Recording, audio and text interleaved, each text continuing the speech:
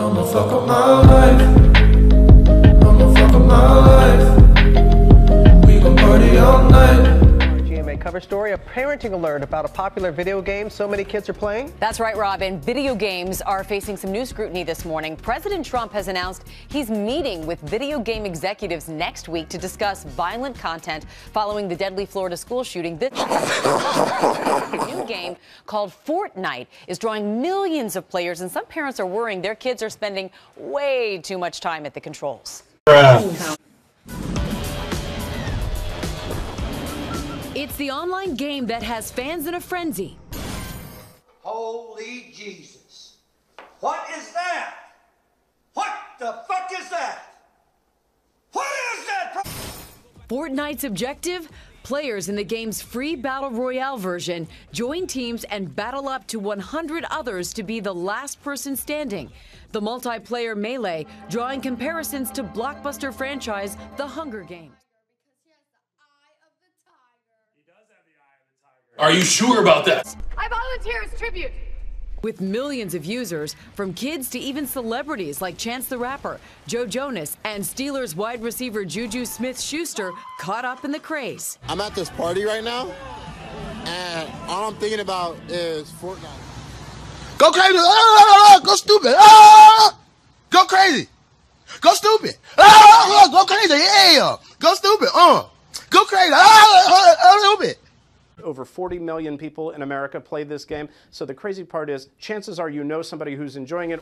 And with the option for users to buy upgrades and bonus features, the company reportedly raking in big bucks off the game's DJ Khaled!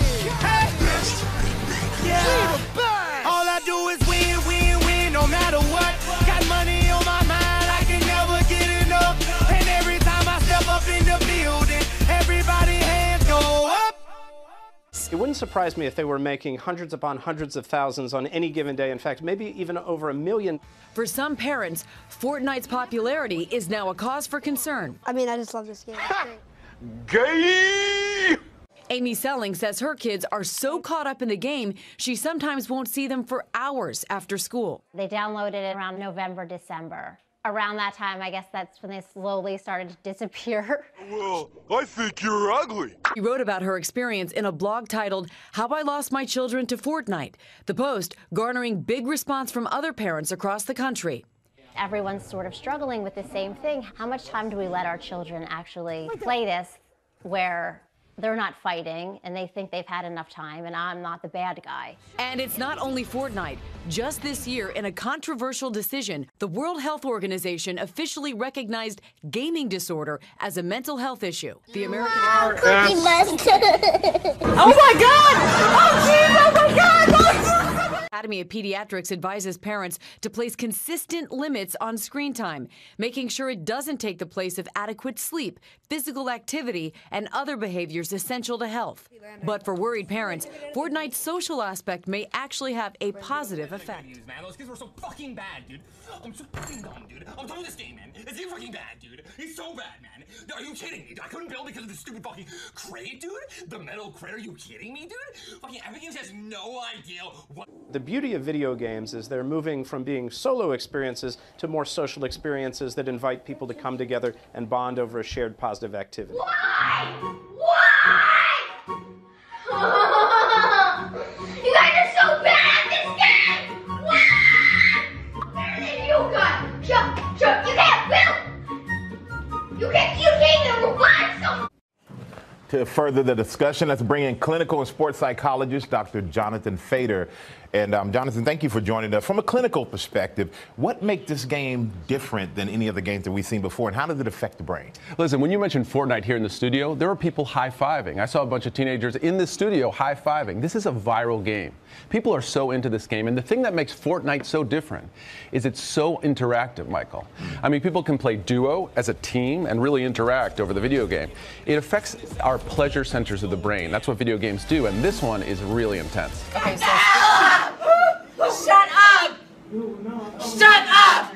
Okay, so speaking specifically to Fortnite, how much playing time is too much time? Parents want to know, what limits do we set? Well, the American Academy of Pediatrics says if your kid is 2 to 5, it should be an hour or less a day. With teenagers, it's really about the context. How does the video game affect their activities? Does it prevent them from getting their schoolwork done? Does it prevent them from doing other social activities? You know, Homer Simpson had a great quote. To alcohol, the cause of and solution to all of life's problems. Boy, if you don't get... So, you know, when you think about these video games, it's like, yeah, they give kids fun, but at the same time, let's moderate. And is it hard as a parent to find that balance with your kids? It's so hard. I mean, my kids play video games, and what I do is I play with them. I want to see what they're doing. I want to get in, and I mean, some of it is just fun, but I want to be there and understand how violent it is. And also, I want to help them limit it themselves. Oh, hell no!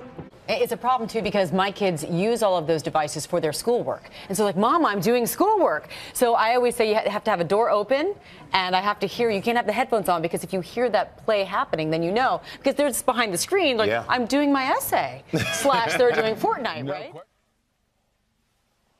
Wow. It's great cover. It's a great undercover thing. And so when you tell a kid, hey, listen, just put it on airplane mode, they can't a lot of times. A lot of their schoolwork is interactive. A lot of times they're doing research on the web. So it's really harder to limit than it used to be. So what are, if there are any benefits to playing video games? Look, I mean, there are definitely benefits. The thing about Fortnite is it's a multiplayer game. And the thing that teenagers really enjoy about it is that you're actually talking to your friend while you're doing it. Is this what you wanted? Oh, fuck you, faggot. The fuck you say to me, you little shit? Now, so that's really one of the fun parts about it, and that's what sucks people in and says, hey, 5 more minutes, Mom, 10 more minutes, Mom, 3 hours more, you know, and you can spend your whole life down there in the family room playing. It's that interactive component. A lot of kids who aren't connected in sports or other settings really find a social scene in that, which is as a benefit, but in moderation. It can really get out of hand. Yeah, moderate. My ass may be dumb, but I ain't no dumb ass. Being the key. And I like that. You play with your kids so you know what they're doing, and you can say, hey, it's time to cut it off. Yeah, Michael, you play with your kids, and also you find other ways to limit it. What I say is, stop telling your kids, don't do this. Tell your kids, do this. Yeah. Give them the other activities. Give them other things to do. If you're just telling your kids all day, stop doing that, it's just going to be a drag. That's Connect smart. with them. Understand what they like about it. Wait a minute. Who are you? Hey, Dr. Fader, thank you so much. It's a pleasure being here. I'm an icon, man. And my girl about a 10. I should fuck her in a Benz.